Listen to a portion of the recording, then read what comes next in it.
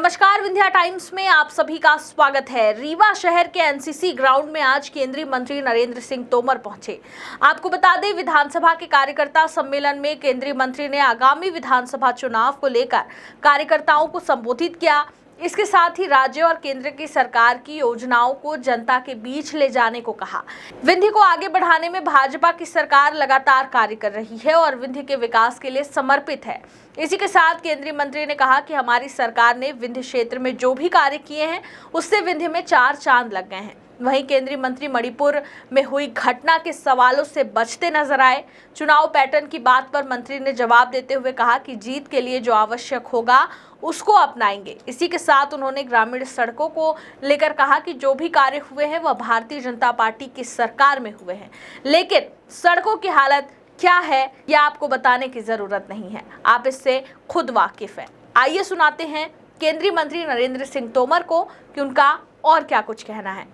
लगातार उठ रहा था। 2018 में सबसे ज्यादा जो सीटें हैं वो विंध्य अंचल ने दी।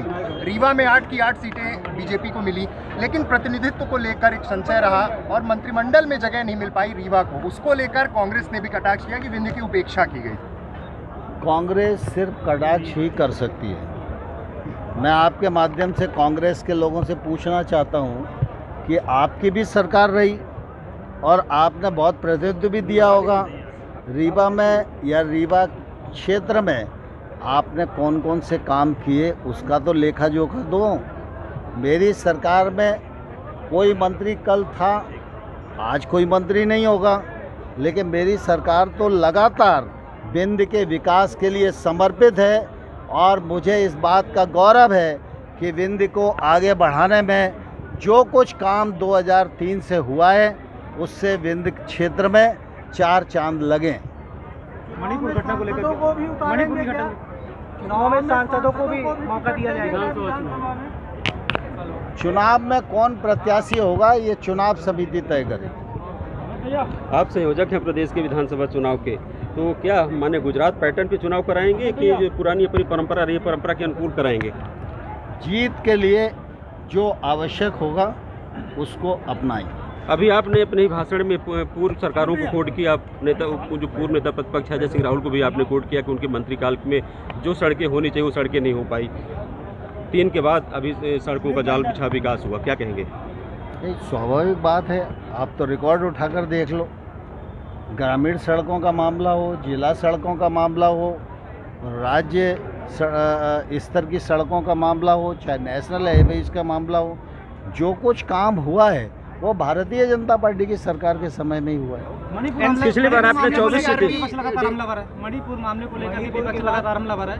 उनका कहना है कि पीएम मोदी जी दोषी है, इसमें कुछ उन्होंने कार्रवाई नहीं की। देखिए, दरअसल क्या है, विपक्ष के लोग इतने दिन हो गए मणिपुर की घटना को हुए। भारत सरकार के गृह मंत्री अमित शाह जी 3 दिन मणिपुर में रहे, लोगों से भी मिले, कानून व्यवस्था को भी देखा, सब कुछ देखा। और विपक्ष के नेता पूरे महीने में 1 दिन भी नहीं गए। अब चूंकि अविश्वास प्रस्ताव आ रहा है, कल हम पूछेंगे, तो कुछ लोगों ने जाकर अपना नाम करके दायित्व निभाने का प्रयत्न किया है। लेकिन मैं ये कहना चाहता हूँ कांग्रेस को कि कांग्रेस के कार्यकाल में जब उनके प्रधानमंत्री थे तब मणिपुर में घटना हुई थी और 700 लोग मारे गए थे। उस समय उन्होंने क्या किया था? आज के समय में कानून का राज है और कानून व्यवस्था की दृष्टि से जो लोग वहाँ काम कर रहे हैं वो उस पर ध्यान दे रहे हैं। इस पर राजनीति नहीं करना चाहिए। सीबीआई इंक्वायरी हो रही है, अगर कोई दोषी होगा तो सामने आएगा। एक आखिरी सवाल, आप अभी कार्यकर्ताओं से संवाद कर रहे थे और आप खुद युवा मोर्चा से निकल के सामने आए हैं। पिछले दिनों यहाँ एक नियुक्ति हुई है जिन्हें युवा मोर्चा का अध्यक्ष बनाया गया, वो दूसरे जिले के निवासी हैं। उनका वोटर आईडी और तमाम चीज़ें सोशल मीडिया पर वायरल हो रही। ऐसे में कार्यकर्ताओं पर क्या मैसेज जाएगा दूसरे जिले से बुलाकर बना देना? देखिए, मुझे लगता है कि ऐसा नहीं होगा। मुझे मालूम नहीं है जो आप विषय कह रहे हैं।